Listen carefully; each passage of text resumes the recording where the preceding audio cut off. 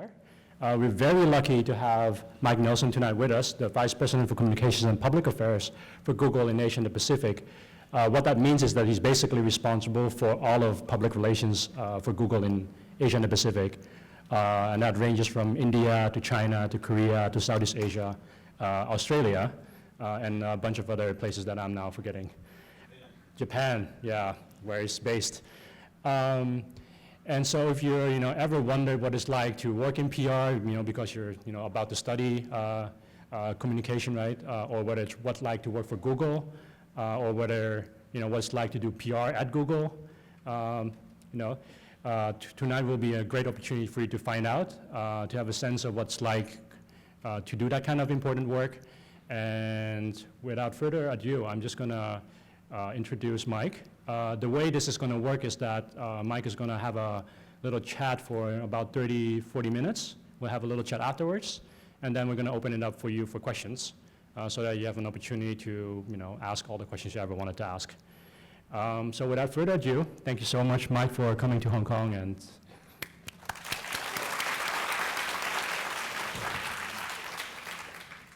thank you, Lachman, and it's good to see you again.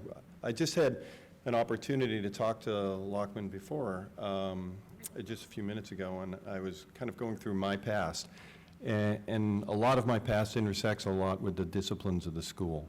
I started out thinking I was going to be an engineer until I got around people who were really, really good at engineering. And I thought, not that good at engineering. But I've always liked to write, and I always liked journalism, so I became a journalist. I was a journalist in America, in Boston, and New York. But I always liked technology, so I worked for Bell Laboratories in communications. And then I went out to Silicon Valley and I worked in advertising and public relations. And my 5 years in advertising was some of the funnest I'd ever had in business. I like to think of it that it was business and Hollywood combined. I could wear whatever I wanted. This was before Google. And I felt that that was a treat to go to work in shorts. I now go to shorts quite a bit. But after that, I went into more of public relations, both at an agency and then for myself, and was self-employed for a while. And I would probably still be self-employed if it was not for Google. I started a number of companies. None of them succeeded. But I failed fast, as they say in the Valley. It took me a couple of years. But independently, I loved it, and one of my first clients was Google, and that was probably 10 or 11 years ago. And then after that, I became an employee there. So I thought what would be best here is rather than me create, can you guys hear me okay from this? Okay. Rather than me just create a whole bunch of slides about what I think about communications, I'm going to tell some stories. And this came from conversations that I had with Lachman. So I'm going to tell some stories about being at Google. And almost all the stories are what happened here in Asia and Pacific. And I'll use different countries as references. But first, I'd like to kind of set up what it is that I mean by markets of conversations. So with a little bit of luck, my point is going to work. And go for it. Yeah, that would be a little bit better. I have a tendency to wander. So I think markets of conversations, and they've kind of always been that way. Let me go back for a minute and say that when I have conversations, even among my kids, I like them to be engaged not only with me, but in other things. And I'd like to say that if you have a phone and you want to tweet and you want to take pictures and you want to call someone and you want to text, that's perfectly okay with me. It's not always okay with my wife, who's actually sitting here and shaking her head. But it is with me. I think that kids get engaged by doing things like that, and I think that's part of what it is to be a communicator. When I was in school, I was told that I couldn't talk. My mother would always say, "Don't talk back to me," which I thought was kind of funny. Like, what does talk back mean? I'm just talking. But I think that communications is part of how people learn, and it's fundamental to markets. It's what drives markets, and in many ways, it created markets. And what do I mean by that? Anyone have any guess what this is a picture of? Raise your hand or just shout it out. Lachman. He knows. It's a picture of a tree. What tree? Wall Street. It is on Wall Street. Do you know the name or the type of the tree? The type of tree. I forgot. Very good. It's a buttonwood tree. And it was in 1794 that 24 people got together in a buttonwood tree on Wall Street in America, and they formed an agreement known as the Buttonwood Agreement. That became the New York Stock Exchange. The fact that this tree was on Wall Street became known as Wall Street, where financial operations are. It was a physical place. It was a tree, and the terms of the agreement were named after the tree. And my point here is that even the largest market and the most financial market in the world started out as a conversation. It started out as a place where people got together to simply talk. Out of that talk became negotiations and agreements. Out of those agreements came equity and loans. Out of those loans became one of the largest financial markets the world has ever known. When you look at the terms that go on in finance, even the words that we use came from physical locations. And I was going to search on one of my phones, etymology, bankrupt, and this comes up as a mobile result. And it shows you the history of the word bankrupt. Bankrupt comes from the word banca, which is Italian, which means bench. It's where money lenders would meet. They'd lead at a physical location. Bankrupt means broken bench. It means that that location and that money lender is not a good person to do business with. Again, it was a physical location where people met. So even financial markets, and the words that we use for financial markets, are physical entities. And this is from the 14th century in the Renaissance. When I came to Silicon Valley, I encountered someone by the name of Regis McKenna. Regis McKenna, in many ways, is the father of Silicon Valley communications. He launched, or helped launch, the microprocessor with Intel. He was fundamental in the Macintosh with Apple. He worked in Genentech. So most of the industries that are in Silicon Valley, and the birth of those industries early on, was someone by the name of Regis McKenna. And he worked in advertising and then in public relations. And one of his insights that I had when I came in the 90s to Silicon Valley was that most of marketing was a monologue, that it was one way. And that really we had to have a dialogue. And out of that he created a public relations entity, and for many, many years he counseled, even recently, until his death, he worked with Steve Jobs on many of the communications challenges. Just an incredible intellect and quite a guy. But he had this notion that markets are conversations. More recently, a couple decades later, Marc Andreessen talked about software eating the world. Marc Andreessen works for Andreessen Horowitz right now, one of the top venture capital firms in the world. Before that, he started Netscape. He invented the browser. So he has a lot of what we'd call street cred in terms of technology.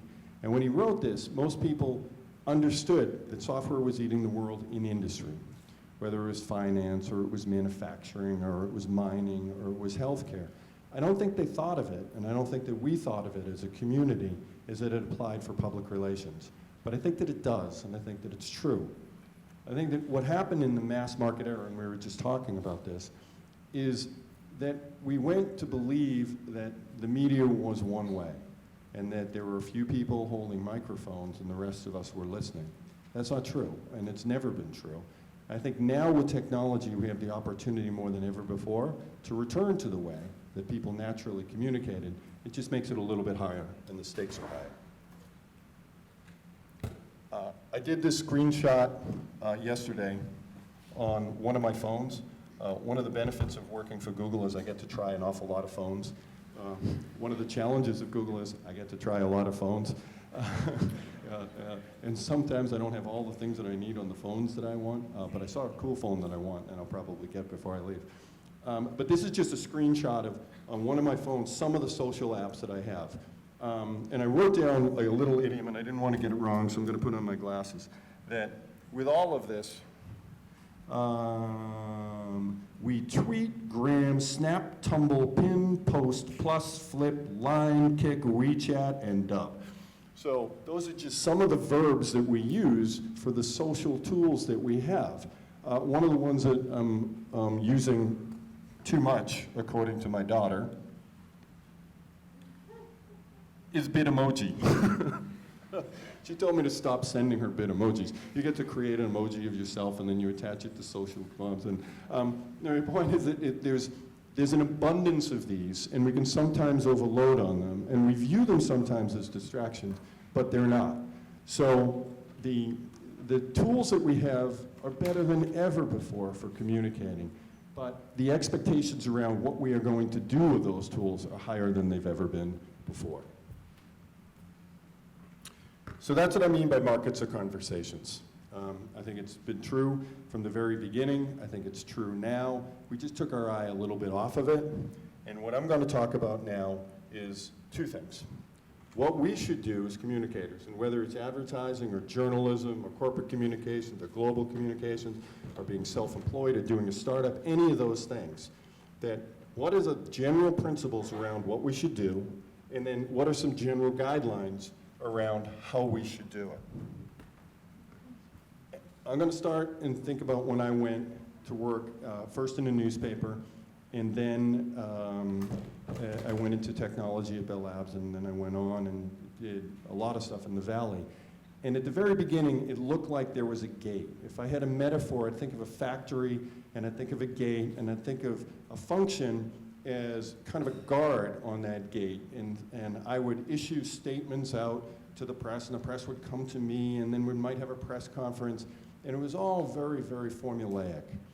And I think that the language that we used was very sterile. It was almost militaristic, and we still use it. We talk about campaigns and hits and targets and impact, and it's all kind of violent, and it's not very conversational around it.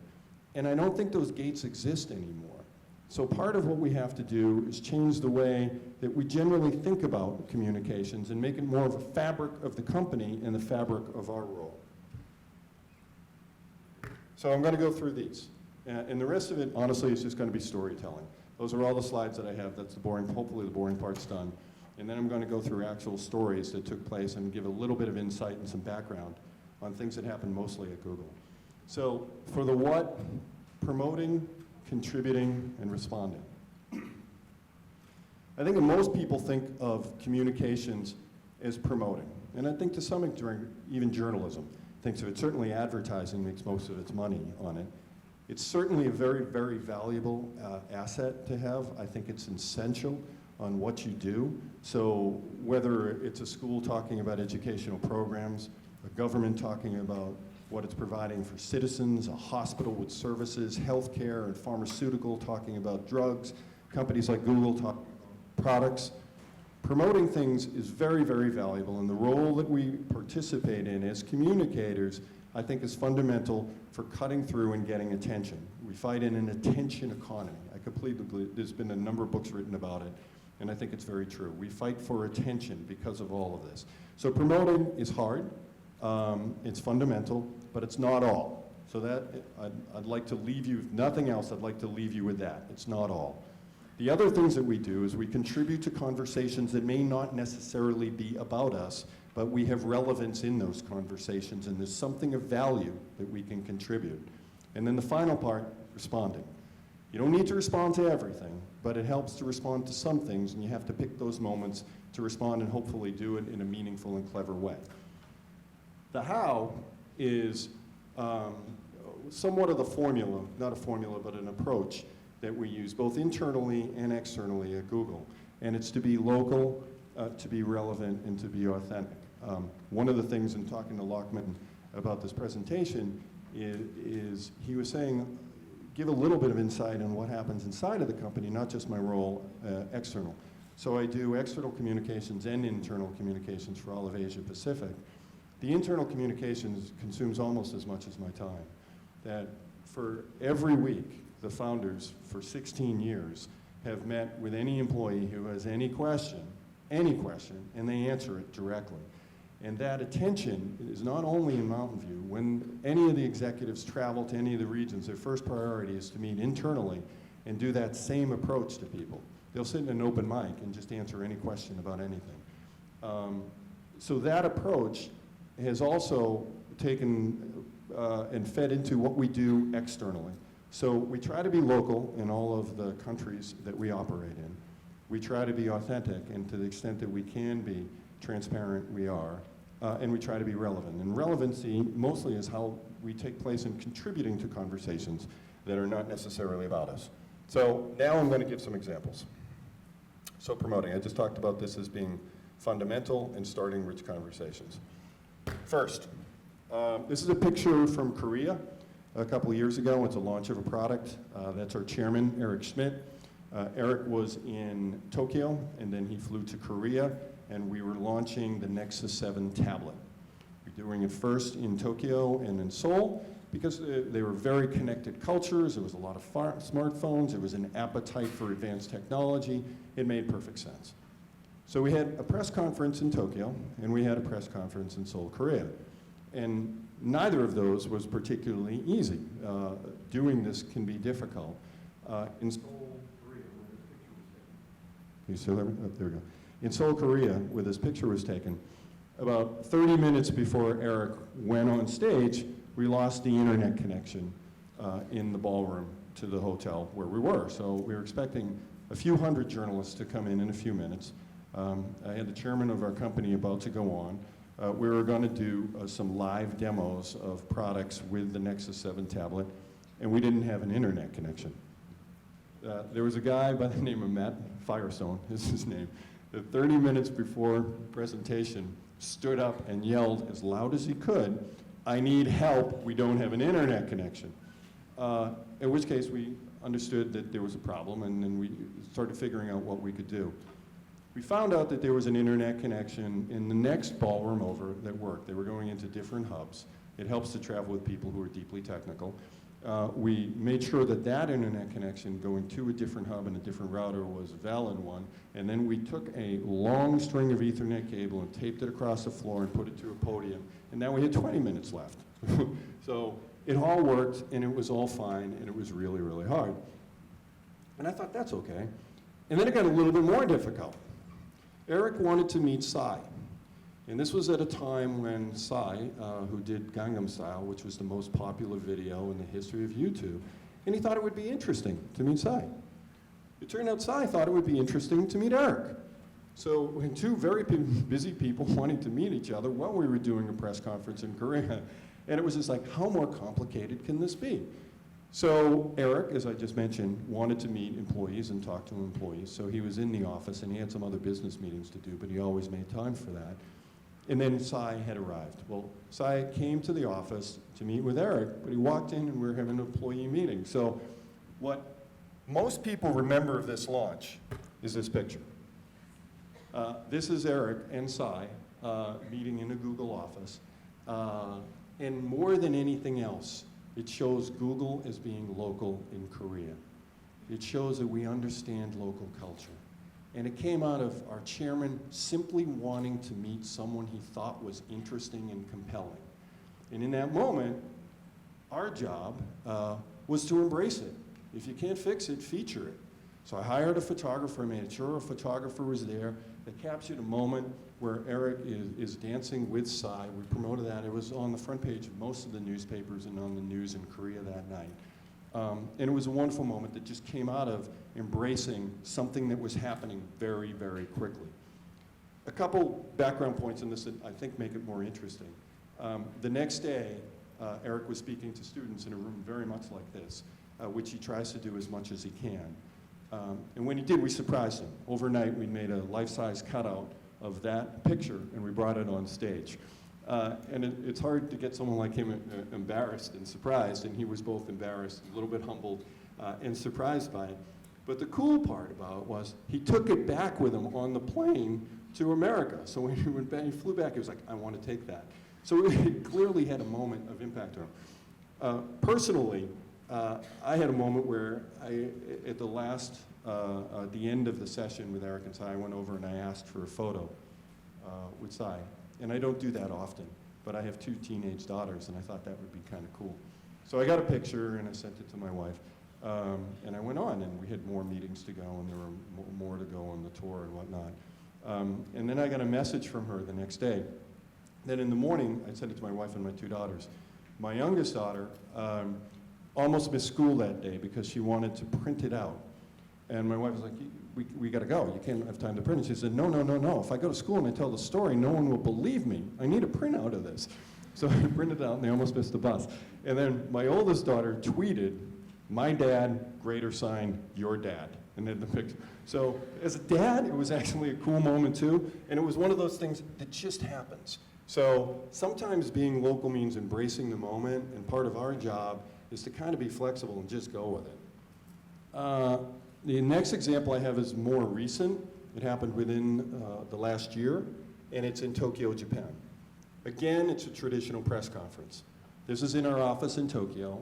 He's someone who works on the YouTube team for us. And he was announcing a partnership that we had with Toei Cinema, which is a large cinema in Japan. And the partnership was between YouTube and Toei. So YouTube stars could use some of the facilities, the studios of this big studio in Japan, and some of their stars could use our YouTube facilities. It was a wonderful announcement. So it looked very, very traditional, and then someone on the team, her name is Kaori, had an idea that we should have ninjas, because it was kind of about the theme of Japanese and creating Japanese in the, content in the samurai era. And she thought that having ninjas would be really cool. So we ran it by Toei Cinema, and they thought, yeah, this will be fine, so it's okay. So we started the press conference with two back-flipping ninjas who came down the aisle. And of course, the only logical response is for a Harajuku girl to come out with a samurai sword and kill them. So we did that, and then it turned out okay. And I was a little concerned. I was uneasy about this. Like, we're going to have back-flipping ninjas, and they're going to come down, and there's a woman with a sword. And they're like, it's going to be fine, Mike. So after it happens, I meet one of the ninjas. The ninjas turns out to be Gaijin. He's foreigner. He looks like me. He was Caucasian, and he has blue eyes. And I'm like, we couldn't even get a Japanese ninja? So then I think that's going to be a problem, that we don't have a Japanese ninja. And a reporter walks by and he goes, just like Google, there'd be an equal opportunity employer of ninjas. So I was concerned about not having a Japanese ninja, and it turned out to be an advantage. So sometimes just go with it. Now, we just had an announcement in Japan this week. It happened, I was in Singapore before I came here, so I wasn't in Japan. But I was talking to Kaori when I was traveling, and she's like, Mike, I'm still working on the ninja moment. And she couldn't come up with a ninja moment for every, and not every announcement needs a ninja moment, but this one was a pretty good one. This is Japan again, and I'm using Japan as an example just because it has a reputation of being so conservative in the way that business is done there, and it is, that's very, very true. I've lived there for about 4 years, and it is very conservative. But even in Japan, you can be flexible around these things. So in this instance, it was a launch of voice search technology. So if I pick up my phone and I say something, it'll search, and then hopefully it will appear in Google search results. We weren't quite where we wanted to be for a long time in Japanese. It wasn't at the quality that we needed to be in Japanese, and my colleagues, and those are some of my colleagues, were unhappy with it. When it finally got to the point where it was good enough, we did a traditional announcement, but we wanted to do demos that were interactive. We wanted to make it so that people could actually play with the technology and interact with it. So we set up some megaphones, and the megaphones looked at big screens on the wall, and as you spoke something in Japanese, it would appear on this big screen. It was like magic. And after the press conference, the reporters were standing up just to do it themselves. And in our Tokyo office now, we have these megaphones that are connected to screens where you can say things in Japanese. So it was very interactive. It was immersing someone in the product rather than just standing up and doing slides and doing presentations around it. So that's the promotion part. Like, we do promote these things, but I think even within promotion, there's room to be kind of clever and engaging and interesting and just take some risks. Try some new things around it. The next, I'd like to talk about contributing. So in the last couple of years, we've tried more than ever to find ways to contribute to conversations. So this may not be about a product that we have, but it is something that's happening in the market, and find a way that Google can help to show some relevance around it and to demonstrate that we are a local company. The first one is probably the most emotional example that I'll give. And it's about the earthquake and tsunami that happened in Japan. It happened just before I arrived. And obviously, it was just awful. But one of the things that Google did in response to it immediately And it was engineers, and it was not any program that anyone said they needed to do. It was Japanese engineers in our office in Tokyo that stayed up all night and didn't leave the office, and they built products. And the first product that they built was called Person Finder. And it was a product to match people who were looking for lost ones with people who had been found. And these engineers were pretty good at big data problems. And they engineered that, and they gave it to the government. And the government released it, and in fact, some of the first ads that appeared after the earthquake and tsunami were that product, to help people find each other. The second that they did is, again, work with government and other partners to find out what roads were open and what resources existed. And it helped that we had a team of engineers that worked on Google Maps in the Tokyo office that helped code that. So people could see what was available, what was open, how you could get one place to another, and really release that.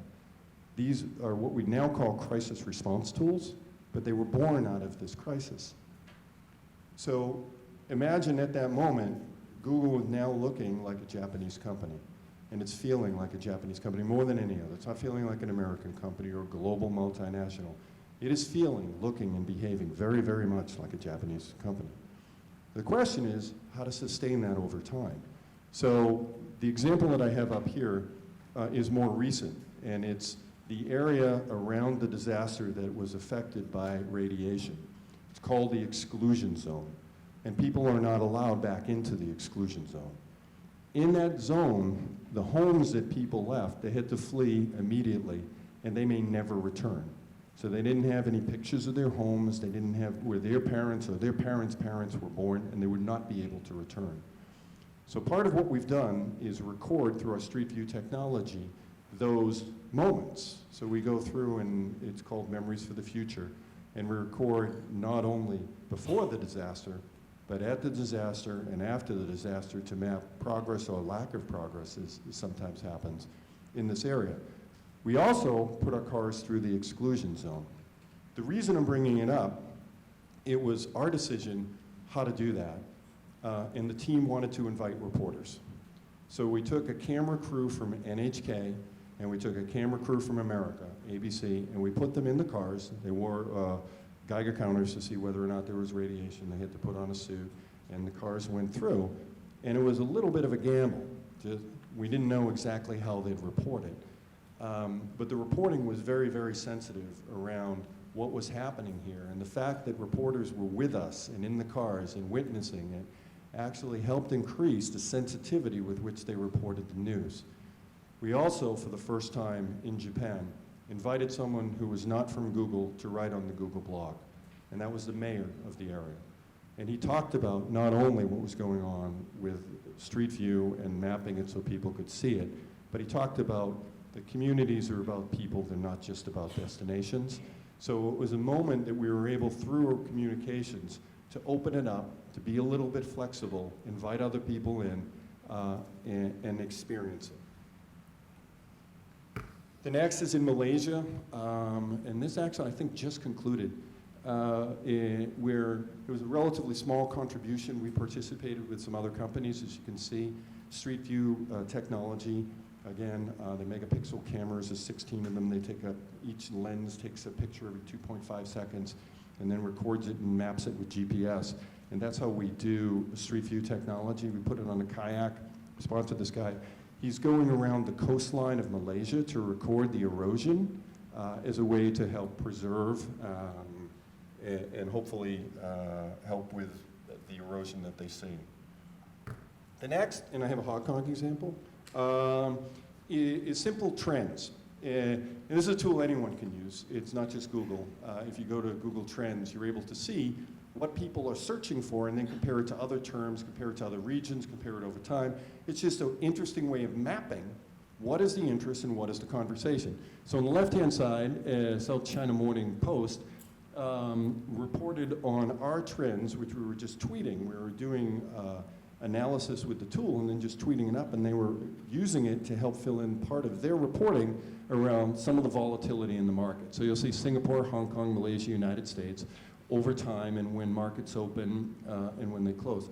The interesting part of that that I found in the reporting was throughout the night in Asia, people were searching at a very, very high level. So people were staying up all night, wondering what was happening with Dow Jones Industrial Average as part of the volatility in the market. That gives a picture, it gives context for reporting.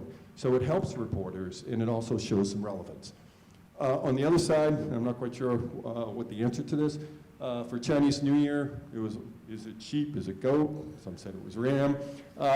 And it's just interesting to do the trend analysis of that. I'm not sure which it is. Some people I talk to say sheep, some say goat. But it gave some context and interest to the conversation. Australia, this is an example of Google Docs, and it came from one guy. His name's Andrew. And there's a Mardi Gras festival in Australia. and he wanted to know people's opinion of what they thought of love in Australia. So he went around and he was interviewing them, what is love? And he said, love is fill in the blank. And then he put it online so people could contribute. So thousands of people were writing, love is, what is love? And they were doing all this contribution. He wanted to create a song. Well, crowdsourcing is great for getting data. It's not always great for a song. So he then hired a professional musician to come in and to edit it and then to perform it at Mardi Gras. So it was a way of getting people to participate in an event. What I like about this is it was a formula that we could then repeat. So last week in the Philippines, we did a similar exercise on crowdsourcing around overseas foreign workers that contributed a lot of their emotions around overseas foreign workers, and we put it together, knit it together, had a professional musician perform a song. The next I'm going to do is contributing to language. More than anything else, I think language unifies and clarifies cultures and joins people. So we put a lot of effort into language on the web. The metric that I have here along one axis is a number of articles on the internet in the language, and then the other axis is number of speakers in billions. And there's a lot of data around this. Technically, what we've done along the Wikipedia axis is we've taken the number of articles multiplied by the length of the articles to get a snapshot of the contributions just on Wikipedia. But I think generally, most of the web, and some say more than 80%, some say more than 50% is English, but less than 5% of the world's population are native English speakers. Part of our job is to help people who do not speak English participate in that, not just so they can see the rest of the web, but the rest of the web can see them. So finding out what's happening in Thailand, in Bangladesh, in Myanmar, unlocking some of what's happening in those countries is just a matter of language. So we have exercises where we'll crowdsource both in person, and then we'll do it on the internet, and we'll ask people to come in and participate in that. The example here that I'm using is this is a photograph where we opened it up for crowdsourcing. This is Thailand. And he came in with an entire list of phrases that we got wrong. It had frustrated him that when we were translating Thai, we weren't getting it right. So we brought a sheet of paper, he put it down, sat down at a terminal, and went through the exercise of entering the phrases and then correcting them one by one. In 1 week in Thailand, we improved the language of Thai on the internet than it had in all of 2014. And the next one is in Bangladesh, and the contributions around Independence Day, we improved Bengali by 2x, just by having people participate in it. The next, I'm going to talk about responding. There's a lot of interest in Google, there's a lot of interest in a lot of companies. I think responding to everything, that's all you do sometimes, so I don't think that it's necessary to respond to every conversation and every inquiry, but every now and then you get an opportunity to do something that shows some relevance and sometimes actually gets people to smile a little bit. So the first one I'm going to use is New Zealand. And what happened on New Zealand is through user contributions onto maps, people started putting up random things on the maps. This is the Tower of Sauron from the Lord of the Rings movie, where it's the evil tower, if you haven't seen the movie, where the Sauron lives, and someone put it in New Zealand on a map. So we were contacted by the media, what do you think about the Tower of Sauron being on Google Maps? which is kind of a ridiculous question, and it's kind of hard to answer seriously, like, well, there's not a Tower of Sauron on Google Maps because it doesn't exist. But we obviously removed it, and we take any of these inquiries seriously, and the product actually needed some tuning to fix things like this. So we didn't take the fact that people were able to add these things very, very lightly, but the fact that the press had asked us whether or not the Tower of Sauron was on Google Maps, we did take a little bit lightly. So we replied in Elfish script. Elfish is one of the languages spoken in the movie. And then we had to translate it for people. It's a fictitious language, but it was just kind of funny. The next is around China, and I'm asked often, when did Google leave China, or what is your commitment to China? And we have been in China for a very long time. We have engineers, we have salespeople, we have people like me in China. That has not changed at all. And rather than just say it, what I like to do is show it. So on the left-hand side is a Wall Street Journal spread about fashion. I don't think people think of technology companies as being particularly fashionable, but we invited the press in, which is unusual, just to do a fashion spread of people in the Greater China office. And it put a face on it in a way that any words would not. I could have issued a bunch of statements and said the same thing, but showing some of the people that are working in Beijing and Shanghai changed a little bit of the tone and let people know, put a human face on it, made it much more approachable. On the other side is LMN, again, kind of a fashion magazine, and that is the country manager, Scott. I teased him about this. But we put him in, just to put a face on it again. Scott is an entrepreneur. He started his own companies before Google. He'd worked in a number of locations. And he was able to talk about what his approach to entrepreneurship and innovation is as part of this. So it was a way to make it a little bit human and rather than just issue statements. The next is around YouTube. This is probably my favorite. I don't know that we'll be able to do much of this ever again, but it was a funny one. It was an inquiry about something it was a rumor about some service that was going to launch, and what rumor did we have, and was it true? And Matt is his name, Matt McClernand, issued the following response. It's a YouTube GIF, and that's all. He just sent it.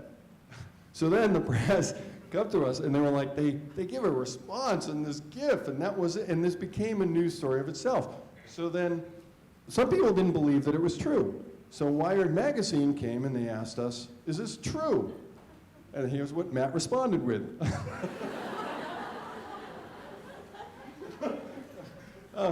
So clearly you can see how doing this too much would get a little bit old, but it was a funny moment. It's hard not to look at it and not laugh. So that's it. So those are some of the examples that I wanted to give in breaking through the promoting, which is classical understanding of what we do as communicators. Very, very valuable, very hard. And to do it well requires a good discipline, but it's not all. I think that the contributing part, whether it's economic, social, or cultural, showing that you're relevant and trying to do it in an authentic way is a little bit harder. It's a little bit more unusual, but it's what people have always done and what we should do as communicators, whether it's for governments, whether it's for universities, hospitals, companies like mine, or others. This is a place where some of my colleagues over the years at Google now work. My boss now works, my former boss, a woman I have just a tremendous amount of respect for, works at Uber. I had colleagues at Yahoo, Facebook, Twitter, Tesla, Andreessen Horowitz, Excel Partners, Sequoia. Those are some of the biggest venture capital companies in the world. And the people that do what I do for Google now work for those companies, Square, Pinterest, and also universities. So I think that the lessons that they have learned from Google, I hope, and the experience that they've had have carried on. I think it gets a little bit different in each one of these companies, but they take part of this notion of experiment, try new things, contribute a bit, and adapt it to whatever their environment or their culture is. It's not always the same, but I think that it does apply. And the fact that some of these people have been there for a long time and they've been at Google for a long time, says there's something to the recipe. So this is the final slide. And I thought I'd give some lessons, and I just kind of made this up, but it was a pretty good exercise. Some of the things I say a lot, and some of the things I think a lot but never say. But it's just a list of some of the things that I've learned over the years. The first is be a builder. There is beauty in creating something and learning. I work with people that build products. I think a friend of mine who's an engineer described himself once as a builder, and I thought it was beautiful. He builds products, and he wants everything to get out of his way so he can build products. I work for a company of builders. I should consider myself a builder. I should build new programs. I should try new things. I should experiment. And I've asked the people whether it's a ninja moment or whether it's a trend analysis. Someone who works for me likes economics a lot, and he's been tweeting about the VIX and what's happening with the VIX. And he's been doing it for weeks right now, which is the volatility index of markets. And he's building new programs and new conversations around that. So we don't just work with them. Hopefully we'll do it ourselves. The second is doing nothing is worse than making a mistake. I have 2 bits of advice for everyone that works at Google. The first, be flexible and have a sense of humor. Things change really, really quickly, and if you don't have a sense of humor about it, it's just it won't be fun, and it should be fun. The second thing is there's really no penalty for making a mistake if you're trying to do the right thing.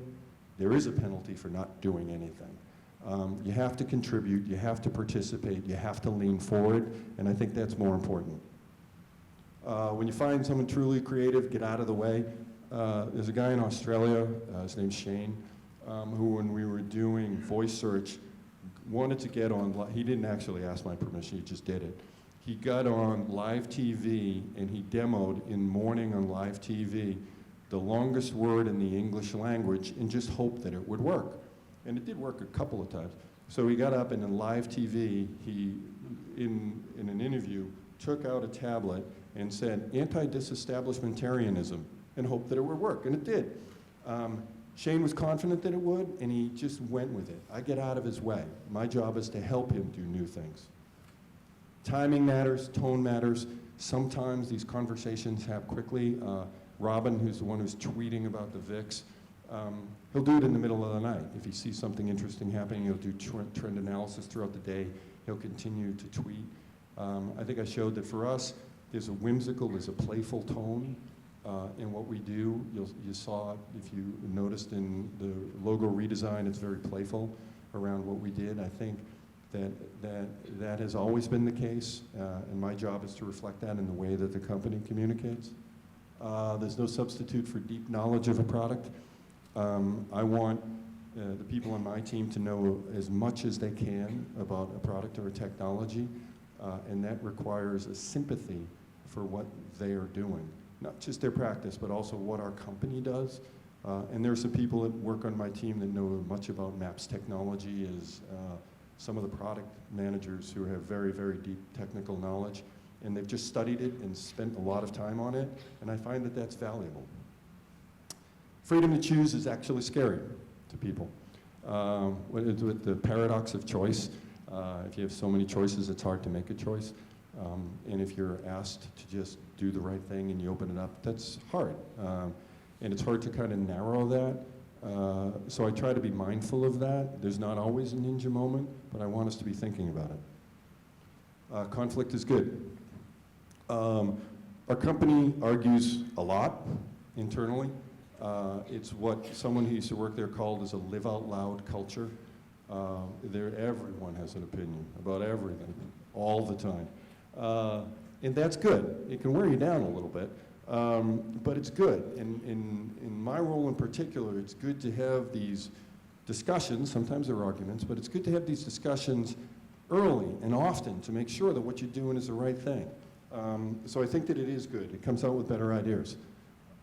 Business is personal. It's always been that way, and it always will. This is something my dad told me, and I've tried to keep this in mind ever since, that I spend a lot of time with people, I communicate with people, try to be human about it. And I think when companies start to forget that, both internally and externally, that's when they run into trouble. No one cares as much as you do on how the sausage is made. This came from the woman that I worked for many, many years. It was her insight, and it's actually her line. We used to do this. We used to write blog posts and talk about how we designed the product and the back and how hard it was and the effort that it took and what we did. And it was really, really interesting to us. And it wasn't that interesting to anyone else. So we started going into the depth of, we've been working on this for 12 months. And really just started talking about what the product did and how it worked and what people thought of it and engaging more in the model. But I think that there is a tendency of that introspection just because you lived with it for a while. Find a path to yes. This is Eric Schmidt. He said this once. He said a lot of things that were hugely compelling to me, but this was one. Find a way to say yes. And I think as a communicator, and certainly in my past, a lot of what I heard in places that I worked was no. And there was a way to do things and a proper process and all the rest. Find a way to say yes and try something new. Whom you talk to can be as important as what you say. And this kind of gets at the mass media model. There's not this mass media. There's media that speaks to people and speaks to different people in different ways. And some of that reaches a lot of people, but it's not inhuman in a way. So think about the people that you're talking to as much as what you're saying. Sometimes it's okay not to comment. I don't have to comment on everything, and in fact, I can. When you do, be clever about it. Qualitative analysis is better than quantitative. And this applies to journalism, to advertising, to communications. I am much, much more interested in a really good idea than a lot of ideas, and I'm interested in one really good story rather than a lot of stories. And I spend our time on that. We call it fewer and bigger, so I want fewer stories, but I want them to be good. And that's not only, I think, reflected in communications. I think it's also reflected in our advertising. I think it's reflected in the discussions that we have. And spend as much time on the problem as you do the solution. I came to Asia before my family. And I'd worked here for 3 or 4 months, and then my family joined me. And it was one day, it was a Monday, and it was the first day of my kids' school. And I rode the school bus with them, I signed them into school, and then I was super worried I was going to miss my flight, because I was headed to Korea. And I was headed to Korea for the week. That posed some problems with my family, because they had just moved to Japan, they didn't know their way around, they didn't have phones, my kids got lost, it was pretty complicated. But my first week was spent in Korea. And again, one of the things my dad used to say is you have 2 ears and 1 mouth, use them in that proportion.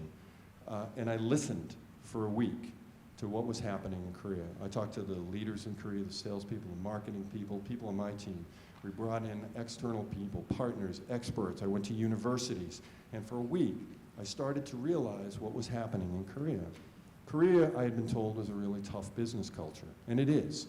And I told it was hard for multinationals, and it is.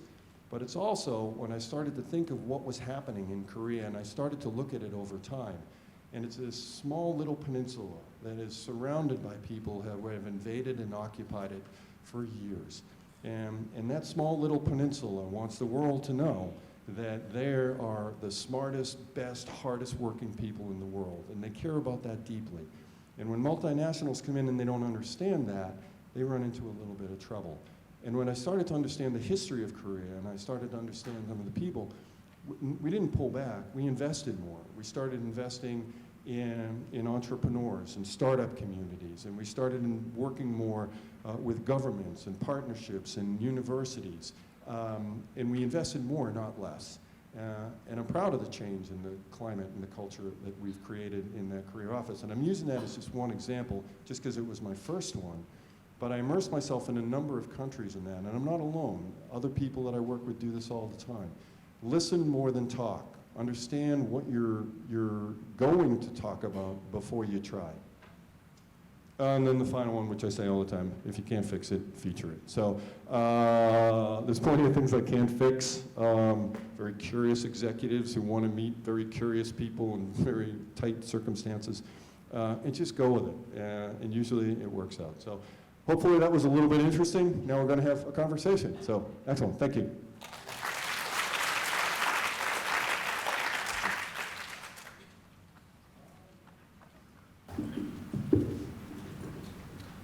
Thank you, Mike. That was wonderful. A couple of questions now that we have you here. We have someone who has both been very long with Google, right? You've seen the many changes over at Google many years, and also you've seen many parts of the world, right, at the same time. So I wanted to sort of ask you to sort of reflect back and also look forward in terms of the business that you're doing. So you start talking about market recommendations, and when we're discussing that, I was like, I really like that, because I'm hoping that my classes always also are conversations rather than lectures in many ways, and also asking students to give feedback and talk back. So at the same time, one of the criticisms, one of the things that I hear a lot is that markets are conversation. That's great, but it's also sort of romantic and idealistic, right? And so looking back, at the same time, it's something that has been very consistent with Google, even from small to big.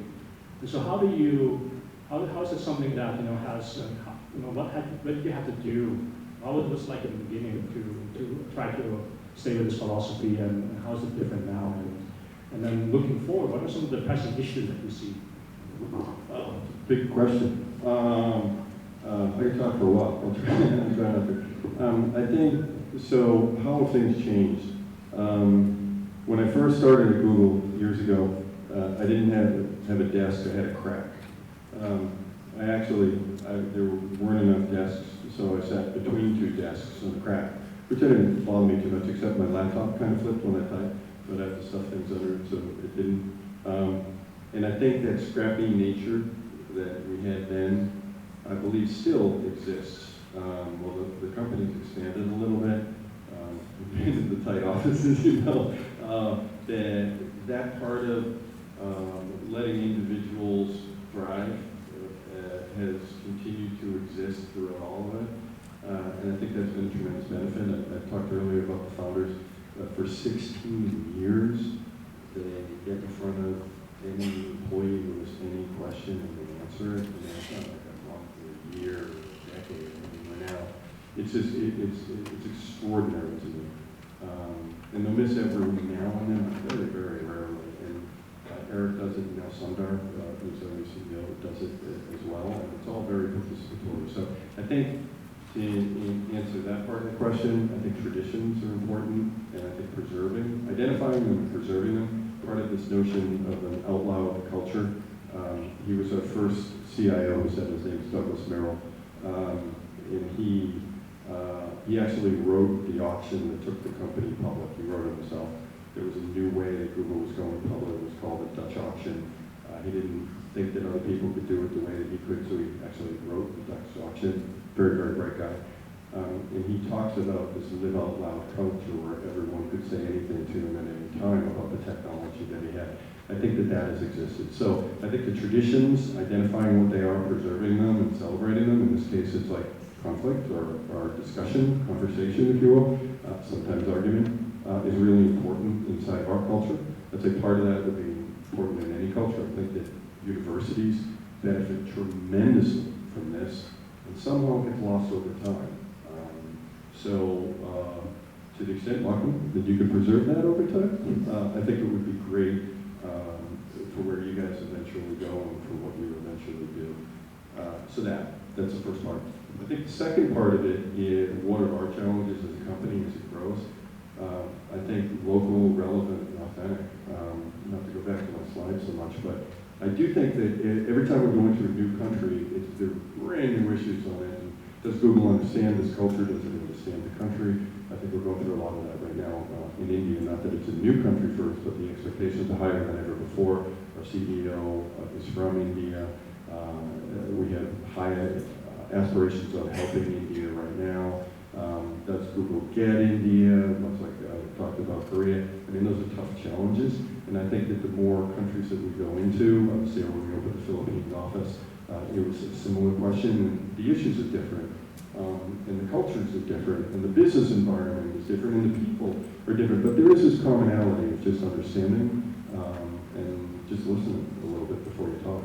I don't think that that's going to change. I think that underlies a lot of the other problems. I think it's a symptom of other problems. So when business climate gets difficult or there are regulatory barriers that come up, Not always, but part of it is the company not understanding what's actually happening and being a little bit more sensitive to it. So I don't think that that's going to change, and I think that it happens everywhere all the time. One question that I'm sure a lot of students are thinking about or want to ask is, I have a lot of students who are very interested in Google and want to work at Google. So when you hire people, what are some of the things that you look for that make you go, this is an interesting person? So the interview process itself, I think a lot's been written about. So I won't go through that. Specifically for PR. For PR. We don't ask how many ping pong balls fit in a bus. I think that was one of the ones that was always rumored. How many golf balls fit in a bus? We don't ask that. That question is not asked. What I do look for is curiosity. And I have a couple questions that get to how curious people are.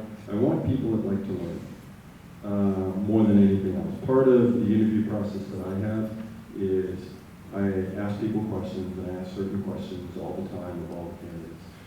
And I want to see a curiosity, not a right or a wrong answer, it's what they're interested in. And then I always leave time at the end for questions to me, which are just as valuable. In some ways it's more valuable because I want to know what they're thinking about. And I've had people go deep, deep inside of a product where they were just confused about an individual product and why we were making the decisions we were and how we were working. It was just like extraordinary. I'm thinking Randall. That person I hired, he worked on the comms team, then he went into marketing, then he went into product management, then he became a product manager. He had to take Python at night in order to become a product manager, taught himself how to code, worked on the product manager, launched a couple products, and then was the first product manager hired at WhatsApp. He was a good hire.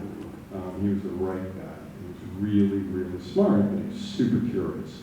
And that came across in the interview process. So I look for people like that are interested in things to survive. As you know, in our environment, we have to be super flexible because things change all the time. I was on vacation with my family when we announced the Alphabet company structure. So it turned out okay. I had a couple of calls that I had to make and conferences I need to be on, but that was something that happened while I was on vacation. You just have to be part of it. And you have to have a sense of humor about it. There can't be too much frustration. So I think I do look for flexibility. It's harder to see that in an interview. You just kind of get a sense of that for people. But you do see curiosity. You do see whether or not people are answering questions thoughtfully, whether they're interested in things. In my case in particular, I look for sympathy for technology. I don't necessarily hire people who have to know technology, but I want people who love it. So curiosity people, that's the way to stand out, and always leave open room for questions, right? So I guess that's a nice addition to you. Make sure that this is a conversation. And the way to impress Mike, obviously, is to be curious and ask questions.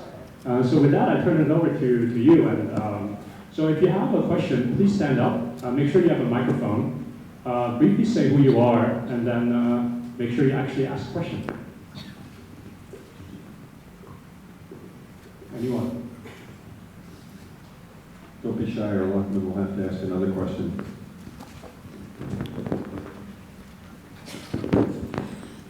Hello, everyone. My name is Fifi. Oh, sorry, I have to stand up. My name is Fifi, actually an alumni of the School of Journalism and Communication a long time ago. My question is, would you mind sharing with us like some of the insights, some of the takeaways from making conversation or negotiating with different governments? For example, including the Chinese government, the Korean government, Hong Kong government, and so on. Thank you. Well, thank you for the question.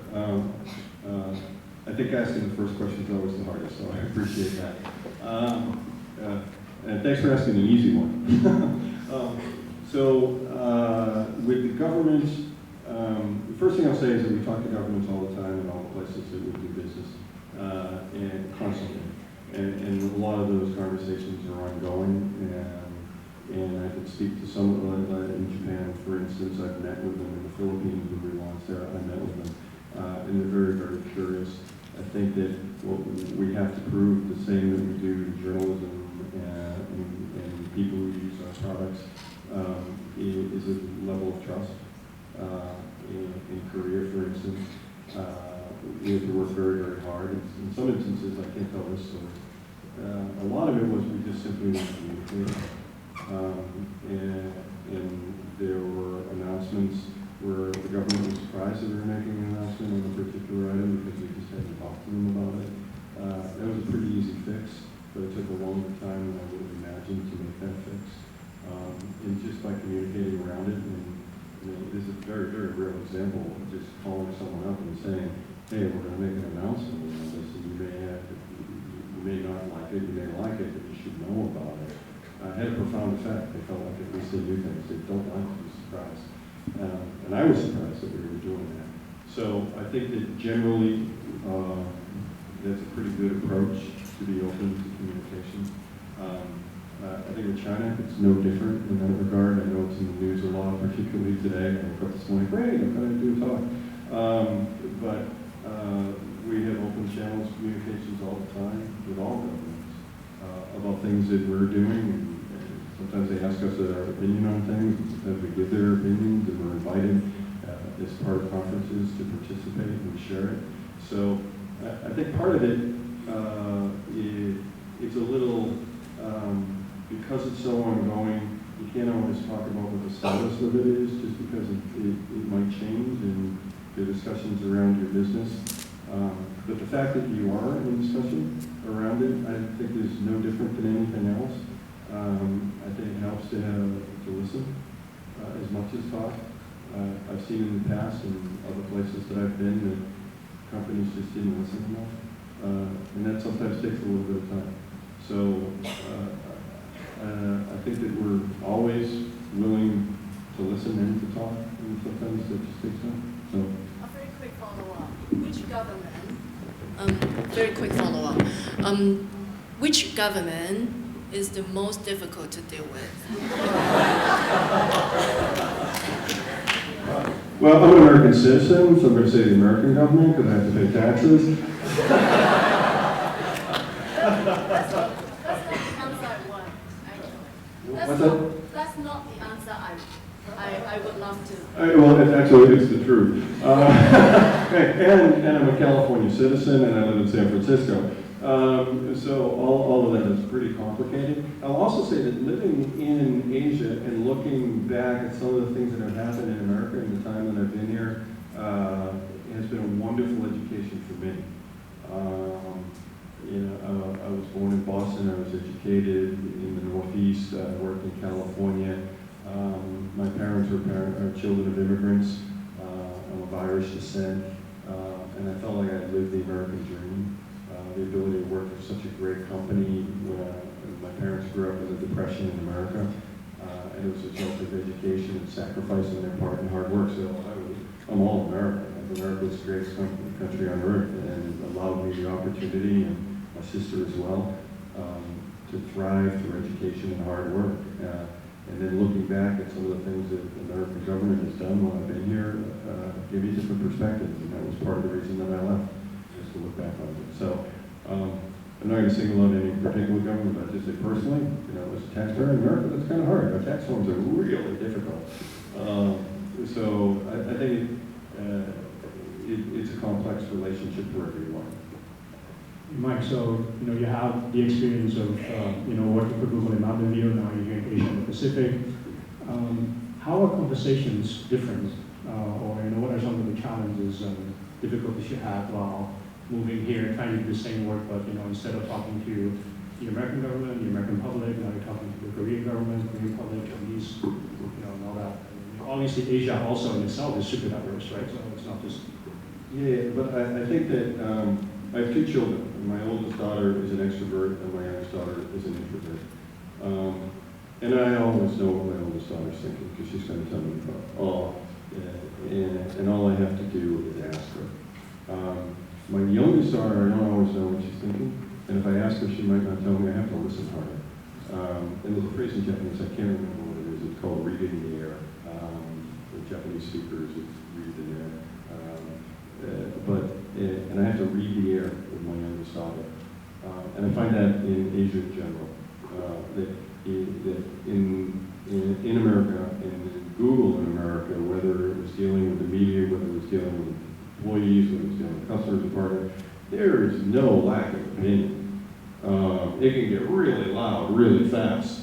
And then I've been in offices in Asia Pacific and Japan, where I'm headquartered now, and there's just silence. And I'm trying to read the air, and it's hard. I'm trying to get people to talk. So I think that is a big difference, that it's not as open and accessible to me, given that I'm American and I come from an Irish background. And for those of you that know Ireland, it's as loud as you can possibly imagine. I was the quiet one in my family. I was, by a long shot, I was the quietest one. So that's a very, very loud conversation and loud culture. Asia's a lot quieter. And even if it's, like the Japanese are very quiet, and even if it's Korean, which isn't as quiet as Japan, they're not always going to say directly to you in a way that I'm used to what they mean. I have to give a little bit more effort to understand. I have to listen harder. And I try to find it true as much inside of our office as I find it externally in meeting with partners and governments and whatever. That you have to work for it a little bit more. That's the big thing. Inside of the company, I think it's creating an environment where people feel okay in saying things. And it's taken a while in some of the offices because they may not be used to it, knowing that they can be critical of something, and it's okay to be critical of something. Takes a little bit of time, and it helps to have seen it before, to have people set an example and know that it's okay. And in Japan recently, people were very, very critical internally of some things that were happening. Some of that spilled out externally. And I thought it was great. I thought it was great that they felt the courage and the ability to say things around it.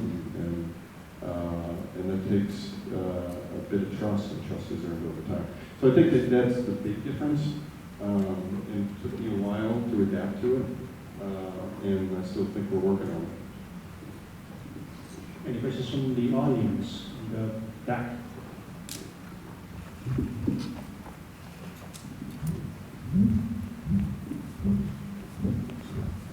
Can you please stand up and introduce yourself? Hi, Ms. Nelson, and thank you for a very inspiring lecture. And it really reminds me of the latest redesign of Google logo a couple of days ago. It has really spurred lots of discussion on it, many likes and dislikes about it. And I'm really amazed that such a giant company could be able to keep the whole world focused on it merely through its logo. And for me personally, what is more impressive is the cute invention of Google Doodle. I mean, every time I open the Google page, seeing this little cute design, I would feel like I'm just having a direct conversation with this giant company, and it makes me feel like Google just stands for fun, creativity, and even cares about a single commemorative moment of a single region or even beyond. So my question is, are Google Doodle and this smart invention, together with the constant change of its logo, part of your deliberate communicative strategy, and what's the thinking behind that? Thank you. Thank you for the question. Thanks for liking the logo. My 12-year-old, I was in Singapore. Yeah, I was in Singapore when we announced the logo change, when it became public. And my 12-year-old sent me a message, Dad, I love the logo. And apparently she's been reading a lot about the logo and the history of it and how it's changed over time and whatnot. So thank you for noticing and for liking it. I think that there's no master plan per se. As you were talking about the culture and the changes, I'm reminded of something that Schmidt once said. And he said that he was interested in smart creatives. Like he wanted to surround himself with people, and he described them as smart creatives. And again, that's something that stayed with me. when Eric speaks, I listen, and I remember and repeat back a lot of it. I thought that was pretty profound. He hired smart creatives, and he let them thrive and get out of their way. In the case of the doodle, it started with a guy named Dennis Long, and he just thought it would be kind of fun. He did it. And I'm pretty sure the first one was for St. Patrick's Day, which I'm proud of because I'm Irish. And it was just this clever little doodle, and he showed it to the founders, and they liked it, and then he did some more. And for many years, it was just him, and it was not his full-time job. He was a webmaster, so he was kind of doing his spare job, and you just wondered, how is this guy doing this? And it really was just his individual passion around it is what he wanted to do. And they let him, and then he helped them hire a couple other people who were kind of good at it, and they hired a couple, but now there's more than just one person doing it, and we have more of them. And the ability to scale them and do them internationally that we do right now, I think it's pretty cool. I have the same experience that you do, because I travel as much as I do, and make it really relevant. It is that moment of delight when you look it up, and it's surprising. And then they've got interactive over time, which I think is pretty cool when you get to play the games. And there's some I like a lot. But all that just came from, really, in this case, an individual, Dennis, and he just thought it would be cool. And he tried it. With the logo itself, I know some of the people involved in that were super, super talented. And they had some other people, and they just worked on things that they thought were playful. And honestly, that was the genesis of it. They wanted to get this playful wonder. I think that's part of the reason my 12-year-old likes it as much as she does. It has a very childlike quality to it. And they thought that that would be fun, and then to take that and then to bring it into a lot of the other products that exist and a lot of the mobile and online properties and make it kind of consistent. I do think that it's clever, and it came from the same spirit. So there's a lot of reasons in the culture that we give individuals the right and the autonomy and to some extent the expectation to do things new and interesting, and then just get out of their way. In this case, I think a lot of that started exactly with Dennis. It was really cool.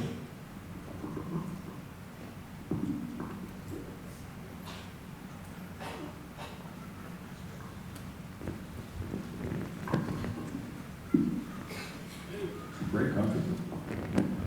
Okay, thank you. And I'm Jeffrey, and my question is, I know that Google is an innovative company with a lot of genius stuff and genius products and ideas. Can you share more stories about how those genius ideas and products applied in your daily work?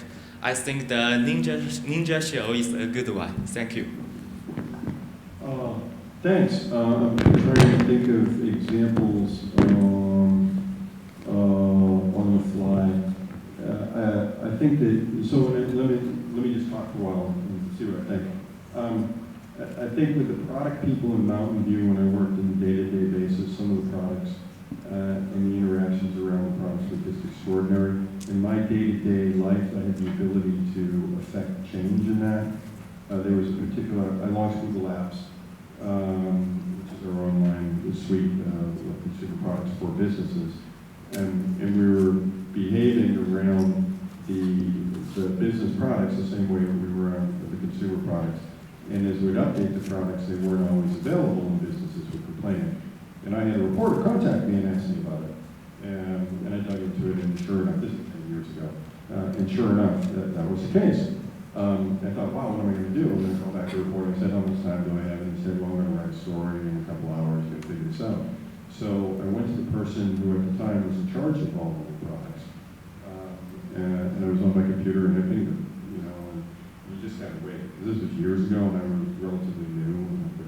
And he responded and I said, I have this inquiry around this product. They want to know that this is the case, and the business product is a little bit different than a consumer product. And I'd like to say that we're not going to do that anymore. And he went through and he goes, give me a little bit of time, and maybe I'll get back. Sure enough, he got back to me in a couple hours. And he said, it is true, so we're not going to do that this time. He said, you don't understand. I want to say that we're never going to do that again. He said, give me a little bit of time. We came back, and then he said, yeah, we're never going to do that again. We'll change it. And I thought, and I went home that night, And I contacted the reporter and I said, "Now we're going to change it. Thank you very much for the information. You can say that not only we're not going to do it this time, we're not going to do it again." And I went home that night and I thought, wow, I changed the product. You know, and it was just such a cool feeling. And to watch that, and that was in my day to day, and it was because I was connected to people who were reporting on our product, and the reporter who wrote that story and who contacted me is still a friend of mine. And when I go back to California, I see him. I was at Google I/O and I had an hour of coffee with him. And he used to be an IT manager who's deeply technical. He understood the products really well. And the fact that he understood our products really well made him a good reporter, made him a tough reporter. And the questions that he asked were really, really difficult. But I appreciated it, and we became friends. And I think he was fair to us on that. He wasn't always writing great stories about it, but he was always fair, and it was always based on knowledge, and deep, deep knowledge. So that's an example of it. I just hired someone, and she went to training, and the training that she got as a new hire wasn't the training that people get into the sales organization get. And she came back and she said, "Why?" And I said, "I don't know. Let me find out." So I dug into it a little bit. I found out why it was, and I thought, "Oh, well, you're a different function, and salespeople need to know the products." I'm like, "No, she needs to know the products." And they're like, "Really?" I said, "Yeah, I think everyone I hire should know the products. They should go through the same training." And they're like, "Really? Oh, so we'll just, we'll opt you in. We will default you as a yes." And I said, "Yeah, you should do that to all the organizations." They said, "Oh, okay, we'll do that." So in a week, we changed the way that we do training for new people. And I told them after the first week, I said, "Congratulations, you changed the process." And so it's not a ninja moment where the back-flipping blue-eyed ninjas being taken out by Harajuku samurai swords. But it's all part of the same thing. I think you have the ability, if you identify something, you have a really, really good reason, and you make a compelling argument around it to be heard and then change things really, really rapidly, whether it's a product, whether it's a process, or whether it's a public relations campaign. I think the things that we do, we're changing really, really quickly. I think that's part of the logo. And why would you change your logo? Why would you create an alphabet structure around a company? I mean, these things, you just look at them, wow, it's going to be an interesting day. So I think it's all part of the DNA around ask a lot of questions and change things. And if you have a good reason, it can affect anything as deeply as the way our products behave and customers use them. So we have about 5 minutes left, and I would love to talk with you forever and ever, but we should get one more question, okay? So then you have to ask me. Oh, that's pretty scary. It's kind of precious. I'm precious. And when you show the first slide or the second slide, people are talking under the tree. There's kind of very face-to-face, authentic conversation. And I'm so looking forward, to the attraction of these kind of authentic conversations. But somehow, conversation online, the virtual conversations through Google, cannot replace those kinds of intimate, cheerful, face-to-face conversations. Google is operating, everybody know that in the system, is irreplaceable, for face-to-face conversations. And I'm not asking for that too. I mean, I know it's impossible. But what are the principles that you are building on, to enhance better conversations? Because the whole new generation is moved away from face-to-face conversations. They thought they're making new friends online. They thought they're having buddies and heart-to-heart talk, without knowing that girl is actually a guy with a fake name. So I'm looking for the future. What is Google trying to do to bridge the gap? It's an excellent question. It's one I talk about a lot in my family. So not only in my work, but I have 2 teenage daughters, just imagine that. I'm pretty open-minded about it, and I'll give you 2 anecdotes on why I'm open-minded about it. So the first thing I think is there is no substitute for personal interaction. It's why I'm here right now. It's why I stay in touch with Lachlan. The opportunity to see Lachlan again was great. So I'm here as much as that, as the ability to talk to these people.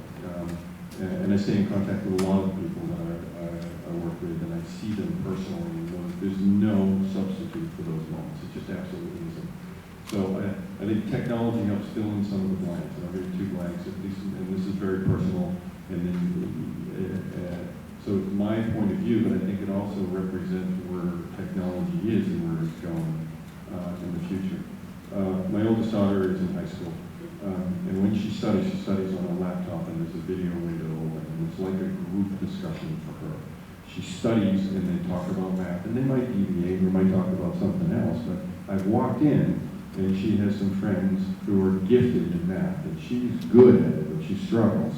And they will help her, and they will help her respond to it. And that video window is open there. Now, it's no substitute for her being with her friends and being in the room with her friends, but it does give a personal connection. The other one is I travel a lot, and I travel too much. I was fortunate that I worked at home, when both of them, I worked for myself and at home, and then I'd have offices, and then I did startup companies and whatnot. But I was home a lot when my daughters were young, and that was a gift, and I'm still, I get credit for that gift. I'm closer to them because of that. So the ability to travel isn't as bad that I'm traveling as much. I'm saying that doesn't make me feel as bad. But I still want to be connected to them. And there are moments that I cherish when I was on a plane where I'd be on the plane and I'd get a video call. In this case, it was a Google Hangouts, but it could have been Skype, or it could have been another one. And my daughter is down, I miss you. And she'll say something. And I'm on a window seat in the back of a plane, putting my head down, trying to get some human connection in before I'm told to shut off my phone. And a couple of times I cried over that. And she doesn't realize I'm on a plane, they're going to shut the gate, but she wants to tell me about some problem that she's had, that she's able to connect to. If I didn't have my phone and she didn't have the phone and there wasn't a video connection, I would have missed that. So I think you're absolutely right. There's no substitute for human interaction, and there never should be. We're social beings, and the ability for us to sit together in a room, there is no substitute for. What technology does is help bridge that gap a little bit, as it has in the past. And sometimes we're ironing it out. We're going to make mistakes on it, and hopefully we'll fix it and end up in the right direction. As educators and as students and as people who represent companies like Google, I think we have to set an example for what is good on that. And help educate people, because we're going to see more of it, not less. So I think that the views that you have on that, you should carry forward and just teach people around you what is good, and if they see things that aren't, change it. Thank you so much.